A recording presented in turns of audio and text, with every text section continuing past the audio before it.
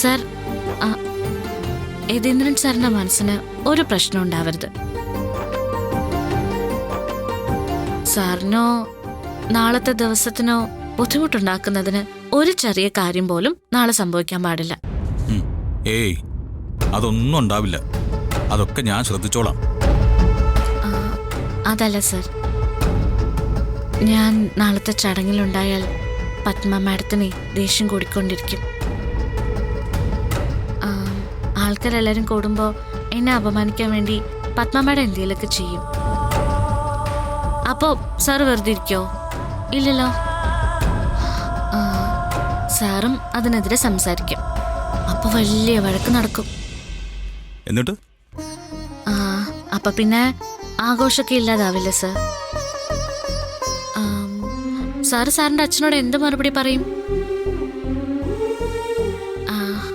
അതുകൊണ്ട് ഞാൻ പറയുന്നൊരു കാര്യം തർക്കമൊന്നുമില്ലാതെ സാർ അംഗീകരിക്കണം.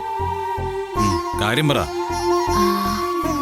ഞാൻ നാളെ രാവിലെ എന്റെ വീട്ടിലേക്ക് പോവാം, അച്ഛന്റെ മുത്തശ്ശിയുടെ ഒക്കെ അടുത്ത്. എന്റെ ഫംഗ്ഷന് കാണാതാവുമ്പോ സാറിനോട് ചിലപ്പോ ചോദിക്കായിരിക്കും.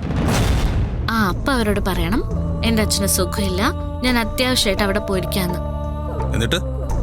എന്നിട്ടെന്താ, ഫംഗ്ഷൻ കഴിഞ്ഞ ആളുകൾ പിരിഞ്ഞു കഴിയുമ്പോ എന്നെ വിളിച്ചാ മതി, ഞാൻ അപ്പൊ ഇങ്ങോട്ട് വന്നോളാം. ആയിക്കോട്ടെ. പക്ഷേ ഇക്കാര്യം അച്ഛനോട് ഞാൻ എങ്ങനെ പറയും? സാറിന് സമ്മതാണെങ്കിൽ യതീന്ദ്രൻ സാറിനോട് ഞാൻ പറഞ്ഞോളാം. എനിക്ക് സമ്മതാ. ഓക്കെ സർ, എന്നാ ഞാനേ ഇപ്പൊ തന്നെ യതീന്ദ്രൻ സാറിനോട് പോയി പറയട്ടെ. അതെ, നിക്ക് പറയുമ്പോഴേ അച്ഛനോട് ഒരു കാര്യം കൂടി പറയണം. അച്ഛന്റെ ബർത്ത്ഡേ നേരിട്ട് നിന്ന് നടത്തണമെന്ന് എനിക്ക് ആഗ്രഹം ഉണ്ടായിരുന്നു.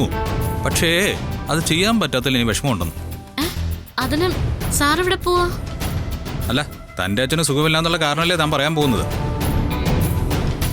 തന്റെ അച്ഛന് സുഖമില്ലെങ്കിൽ ഞാൻ എങ്ങനെയാ മനസ്സമാനത്തോടെ ഇവിടെ നിൽക്കുന്നത്?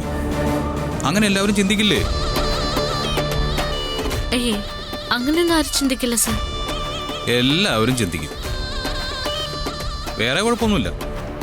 താനേ മാറി നിന്നാണ് ഈ ഫംഗ്ഷൻ കാണുന്നതെങ്കിൽ ഞാനും അങ്ങനെ തന്നെയാണ് ചെയ്യാൻ പോകുന്നത്.